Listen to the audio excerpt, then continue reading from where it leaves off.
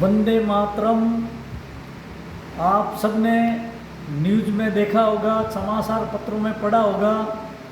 15 तारीख को भारत और चीन बॉर्डर पर, सीमा पर, लद्दाख एरिया में गलवान घाटी पर जो घटना घटी, बड़ी ही दुखद घटना है।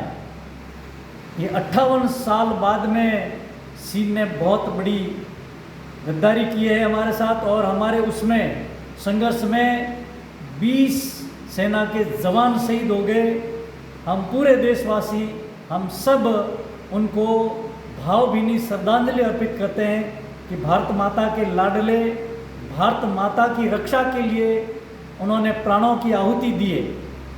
मेरे भाइयों बहनों, आप सब जानते हो कि हमारे भारत देश को हम भारत माता कहते हैं और भारत माता की जय बोलते हैं, वंदे मातरम कहते हैं। और शांति पर्व में भीष्म पितामह ने कहा है कि हमारे राष्ट्र की, हमारे देश की जो सीमाएं हैं वो हमारे माँ के वस्त्र के समान होती है। उनकी रक्षा करना हमारा कर्तव्य और फर्ज होता है। इसीलिए हमारे वो सैनिक शहीद हुए। आप सब जानते हैं, आज से 58 साल पहले यानी 1962 में चीन और भारत की लड़ाई हुई थी। उस लड़ाई में हमने 43,000 वर्ग किलोमीटर भारत की ज़मीन इस चाइना ने दबाई थी, चीन ने दबाई थी। उसमें हमारा आराध्य देव शिव जी का कैलाश पर्वत, हमारा मानसरोवर, जगत गुरु शंकराचार्य जी ने, जो आदि गुरु जगत गुरु शंकराचार्य जी हुए, उन्होंने भारत देश के अंदर सत्य सनातन हिंदू धर्म की स्थापना आगे बढ़ती रहे ये नाव, इसलिए उन्होंने 4 मठों की स्थापना की थी, 7 अखाड़ों की स्थापना की थी, 52 मडियों की स्थापना की थी। 4 मडिये भी 62 की लड़ाई में 4 मडी जो है हमारी, वो मतलब जो है चीन में चली गई। तो ऐसे इसने मतलब हमारी 43,000 वर्ग किलोमीटर ज़मीन दबाई। लेकिन हम भगवान से प्रार्थना करते हैं कि भारत देश वापस मतलब उस ज़मीन को लेगा, हमें मानसरोवर और हमें कैलाश पर्वत और वो 4 मडिये वापस प्राप्त होगी। ऐसे हम शंकर भोलेनाथ शिव जी से प्रार्थना करते हैं। हमारी भारतीय तीनों सेनाएं हैं, बड़ी सक्षम हैं, रणबांकुरे, और हमारे भारत की केंद्र सरकार एकदम तैयार है। उन्होंने कहा है कि उन शहीदों का जो बलिदान है वो व्यर्थ नहीं जाएगा। अब हमें क्या करना है? उन शहीदों को श्रद्धांजलि अर्पित करने के लिए हमारे भारत देश में चाइना की बहुत चीज़ें हैं, इलेक्ट्रॉनिक, चाहे मोबाइल हो, चाहे टीवी हो, चाहे लैपटॉप हो, चाहे कंप्यूटर हो, चाहे कोई भी चीज़ हो, जितनी भी चाइना की चीज़ें हैं उनका हम बहिष्कार करेंगे, उनका त्याग करेंगे, उनका उपयोग नहीं करेंगे। तब ही मतलब जो है हम स्वदेशी अपनाएंगे, तब ही हमारे उन शहीदों को सच्ची श्रद्धांजलि अर्पित होगी और इस चाइना की अकल ठिकाने आएगी।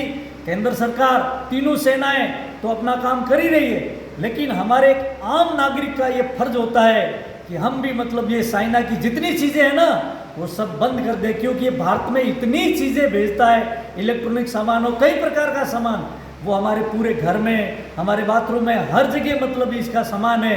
मतलब XYZ कपड़ा हो, कुछ भी हो, जितनी भी चीन की चीज़ें मेड इन चाइना, उसका हम त्याग करेंगे और उससे मतलब हमारे शहीदों को श्रद्धांजलि होगी। भारत का अरबों करोड़ों रुपए जो चाइना में, चीन में जा रहा है और वो हमारा दुश्मन है, बार बार गद्दारी करता है। और एक बात आपको और बता दूं, वुहान में इसकी बहुत बड़ी लेबोरेटरी है, उसी लेबोरेटरी में ये कोरोना वायरस इसने तैयार किया। फिर ये कोई कहते हैं कि लीक हो गया, नहीं, ये इसने जानबूझ के छोड़ा है और आज एक कोरोना विश्व महामारी बन गया है। आप चाइना की कोई भी चीज़ खरीदोगे उसमें कोरोना का मतलब वायरस लपेटा हुआ है और उससे आप मतलब जो उससे लपेटे में आ सकते हो। इसलिए ऐसे जो कोरोना विश्व महामारी फैलाने वाला, पूरे विश्व में कितने लाखों लोग मर गए, उसका दोषी ये चीन है। तो इसीलिए हम चाइना की चीज़ों का बहिष्कार करेंगे तो क्या फायदा होगा? एक तो करोड़ों अरबों रुपए हमारे भारत देश के, हमारे देश में रहेंगे और ये कोरोना विश्व महामारी से भी हम बचेंगे, कोरोना बीमारी से भी बचेंगे। और कोरोना विश्व महामारी के लिए आप सब समझदार हैं। आप मतलब मुंह पर मास्क बांधें, आप सोशल डिस्टेंस यानी दूरी बनाए रखें और नमस्ते, राम राम, प्रणाम मतलब जो है जो भी अभिवादन करें दूर से करें, हाथ जोड़ करके। ये हमारी भारत की परंपरा रही है। और आप पूरा ध्यान रखेंगे और बार बार साबुन से हाथ धोएंगे तो इस कोरोना विश्व महामारी से हम बचेंगे। उसका आपको पक्का पक्का पालन करना है और इस साइना को बराबर दंड देना है आपको।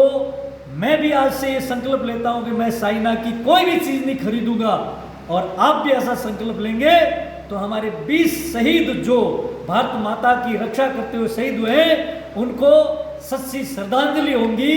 वंदे मातरम।